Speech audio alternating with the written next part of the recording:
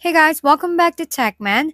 Today, let me show you how to add Pioneer account on Shopify. In this tutorial, you'll learn how to add a Pioneer account to Shopify. Start by navigating to Settings in the bottom left corner of your Shopify dashboard. Then go to Payments and click Add Payment Method.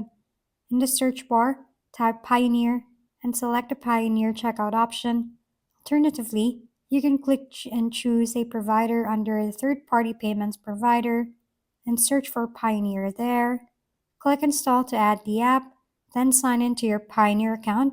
Follow the prompts to enter your account details and complete the setup. Once connected, it's a good idea to test a small transaction to ensure everything is working smoothly. After that, your Pioneer account will be fully integrated with Shopify, allowing seamless payments and easy management of transactions directly from your store dashboard.